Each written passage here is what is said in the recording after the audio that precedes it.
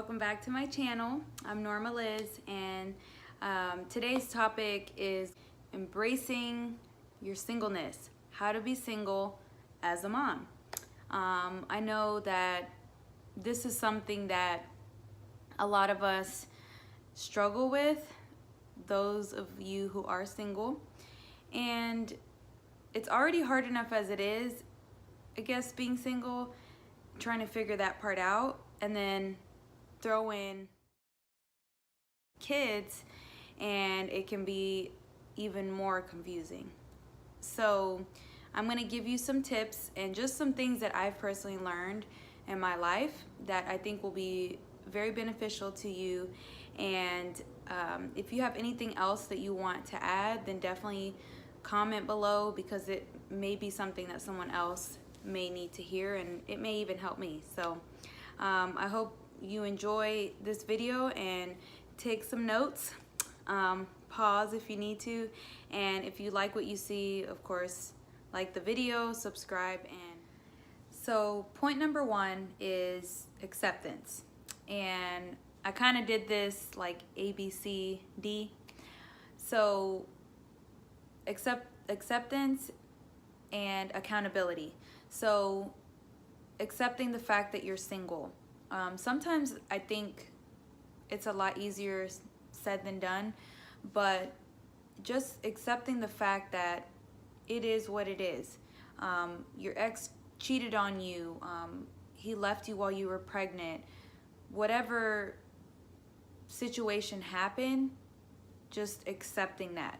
You are single, you are a single mother or a single dad, and learning to find accountability so that you don't go running back to that person who may not be good for you, and so you don't make those same mistakes. I actually made a video on how to make good friends, and those good friends will help to keep you accountable. And you know, when you have that accountability, it just will help you even in your relationship when you do meet someone, because they are someone that you trust and you can go to for advice. Point number two is be who you want to be with. So the Bible shows us the type of person or how we should live our lives, and I personally always like to reference the Bible because every answer can be found in the Bible. And you know, the Bible really shows us what to expect from relationships, and even, you know, talks about from the beginning how Adam was single. He was a single man before Eve came along. So be who you want to attract. And, you know, with you knowing the type of man that you want, you need to ask yourself, are you doing that? You know, you want someone who's loyal. Are you practicing being loyal to your friends? Another one is to be the type of parent that you want for your kids. So if you desire to have this type of step parent for your children, think about if you were to be a step parent as well. If they have children, what type of step parent you would be. And I hear this a lot. I hear so many stories of men who get into these relationships and eventually marriage with women whose kids are out of control. And I understand, you know, kids are going to go through their phases, you know, teenage years, all that.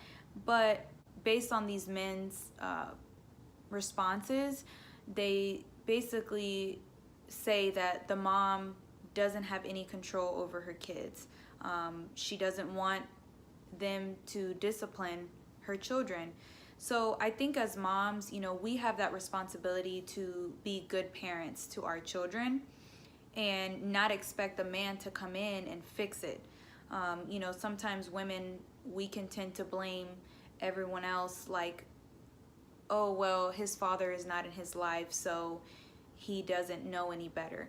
Well, I disagree with that, because there are plenty of other male figures around that can be a mentor, and just learning how to be a good example to your children. Another area with what you want to attract is your finances. So this one is me. This one is definitely something that I struggled with, and what I found that I ended up doing was I ended up moving in with someone because it was going to be cheaper that way, and I was just too afraid to be on my own financially. So I decided to do something that went against what I even wanted to do ever, because I was just desperate financially.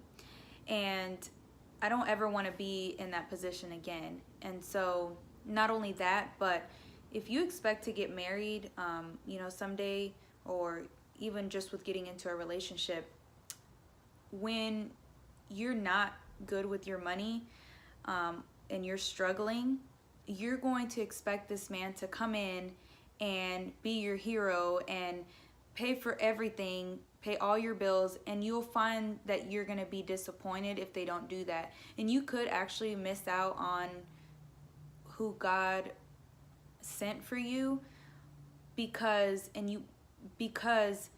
they are not able to take care of you financially.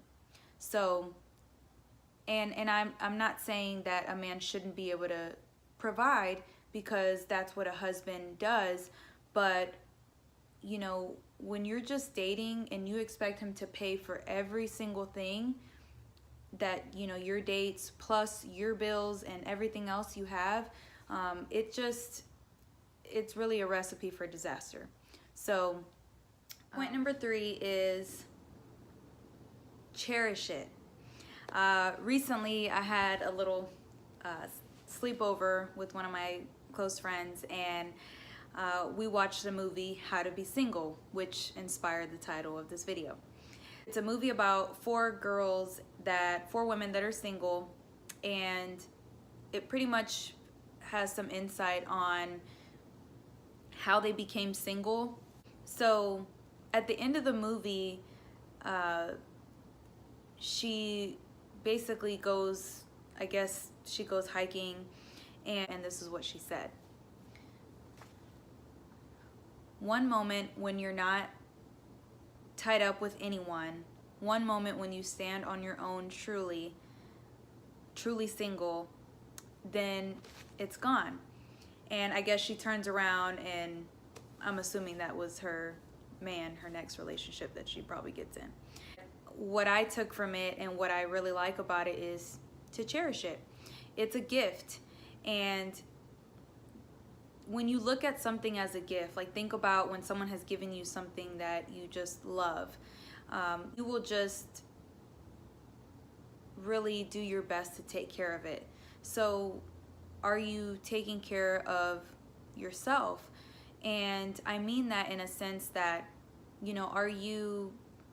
are you really just focusing on you and being able to be content, just being happy, without needing to text someone because you're lonely and you're bored. You're just very happy in the place that you're in. Now, when you're single, it doesn't mean that you're alone. God, of course, is always with you, and even if you have to be single for the rest of your life, you're okay with that. And for some people, that's crazy. Like, I better be, in 4 years, I better be married with kids, and you have this goal. And so what ends up happening is you start to kind of cross some things off of your list that you expect, because you feel like, what, time is running out, and it's not going to happen for me. It hasn't happened yet. So don't be so desperate to rush the process, and instead just cherish the moment. This is one of the best times of your life. Like, live your best life. But really, one way that you can do that is to travel I know as a mom, it can be challenging, especially when your child's father is not involved, is not in their life. But I'm very blessed to have a good support system. So I've taken trips. I've taken a trip totally by myself, not knowing a single soul in that city. And it's just such a liberating feeling. And if that's not feasible for you, if it's not possible financially, maybe just taking a day to just self-reflect, or when your children go to bed, take that time, make their bedtime a little earlier. I know that sounds bad, but make their bedtime a little bit earlier and light some candles and just have some alone time. Do something nice, self-care, like a charcoal mask or something, just to really take care of yourself.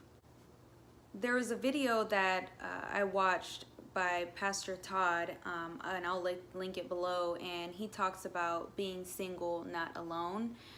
And he said, take yourself on a date, go to the movies by yourself. And that's one of the things that I definitely have mastered, is just learning how to be alone. I was the type of woman that I just constantly needed someone there.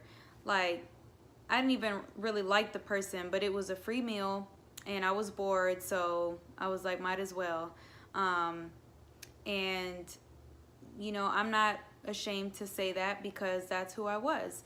And I think a lot of us maybe are in denial that we do that, but think about it. Are you really content with being alone? Are you really satisfied? So this is another opportunity when you're single to do the things that you're not going to be able to do in a marriage. So just really learning to embrace that. And so that leads to point number 4, deal with the root. We have to be able to identify, why am I in this position? Why did this happen? And not that you're focusing on the past so much and that you're being negative. Why is it that you continually end up in these relationships, and what are you doing in those relationships that you should be changing? So one thing that personally has helped me is I enrolled into an online university, if you will. It's called the One University. And it's an investment that I decided to make because it has just totally blessed my life, and I highly recommend it. So it's dealing with your past, dealing with the root, all of these things, and it just helped me to understand that there's nothing wrong with desiring marriage. I believe that God has called me to be married, and I do desire children and all of these wonderful things if God allows me to enjoy these things. But just one of the things that I thought about was, how is it that I have these high standards yet I'm settling? And this has really helped me to identify why. So one of the points that I want to make with dealing with the root is to forgive yourself. Forgive yourself for those mistakes that you made. Forgive yourself for those relationships or those men that you entertained that you shouldn't have. Just forgive yourself so that you are able to forgive others. Forgive your exes, even if they didn't apologize, if they hurt you, and so that you can move on. Whatever issue that you struggle with in your singleness, you're going to bring into your next relationship. I can guarantee that. So just dealing with those insecurities, everything that you struggle with will be intensified in a relationship and in a marriage. Another way that I personally have dealt with the root cause of these issues is of course reading the Bible, but also reading books, reading relationship books. If you haven't, then I would definitely highly recommend for you to search for some books that are Bible based, because they will just help you really understand not just how to be in a relationship, but just overall your entire life, just dealing with those issues that need to be addressed. Another thing is also YouTube videos. YouTube videos, till this day, I will play YouTube videos when I get ready, when I'm on my way to work. So I hope you enjoyed these tips that I have, just some points that I wanted to make about how to be single. And, you know, overall, a lot of us are so focused on the outcome and how things will happen, how you're going to find this man of your dreams, or this relationship that you desire. But let's focus on the work, because I guarantee you that this is preparation for the type of work that a marriage takes. So just be willing to put in that work on yourself first, because eventually you will have to work at a relationship. So, you know, these are just some tips. Again, as a mom, if you have any questions, feel free to reach out to me. My email is linked below, and you can follow me on Instagram as well. And then I'm going to share with you some of my favorite scriptures that have really helped me in my singleness, and I hope this blesses you.